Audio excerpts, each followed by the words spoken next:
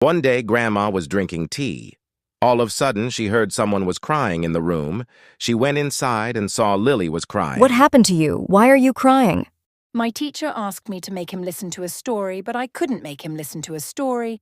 Therefore, you make me listen to a story. Okay, I will make you listen to a monkey and crocodile story, and you will know how cleverly Monkey fooled to the crocodile. There was a dense jungle.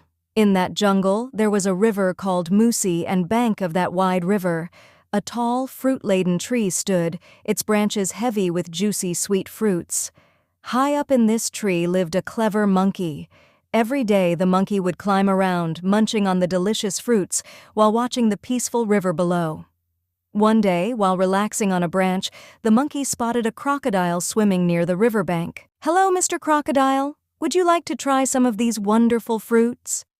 The crocodile, looking up from the water, was taken aback by the friendly offer. "I don't usually eat fruits, but I'd like to try."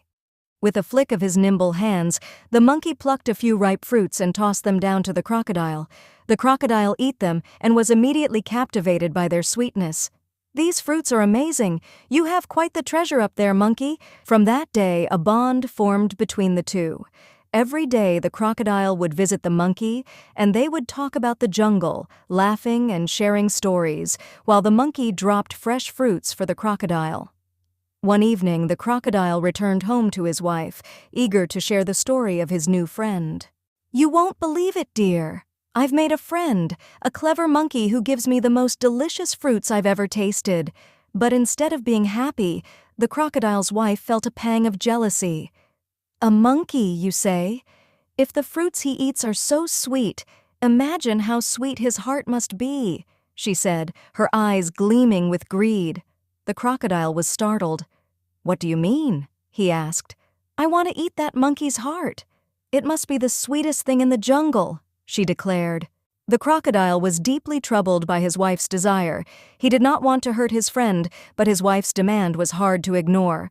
After much internal struggle, he reluctantly agreed to trick the monkey. The next morning, the crocodile swam to the riverbank as usual, but his mind was heavy with guilt. The monkey noticed the change in his friend's mood. "Is everything all right, my friend?" Sensing something was wrong, forcing a smile, the crocodile said, "Yes, everything is fine. In fact, my wife has heard so much about you and the fruits you share. She would love to meet you. Why don't you come to our home today?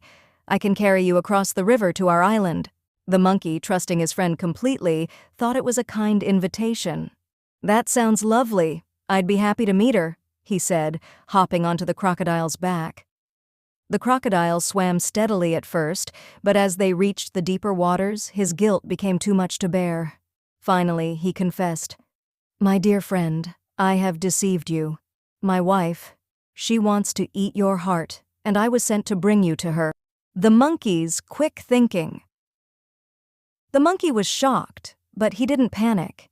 He knew he had to think fast to save himself. Pretending to remain calm, he said, "Oh, I see.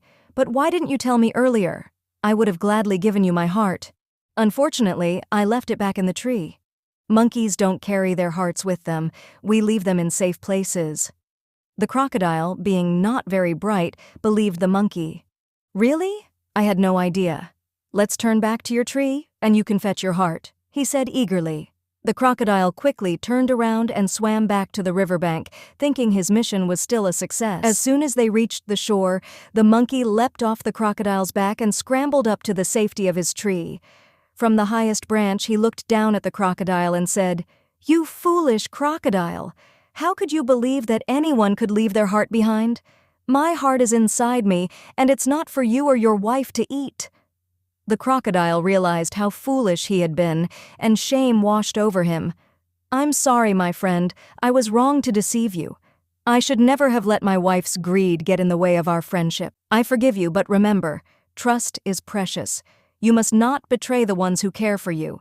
You have to choose your actions carefully, because once trust is broken, it is very hard to fix." The crocodile nodded, his head low with regret. "You are right. I have learned my lesson today." The moral of the story: we should not betray anyone.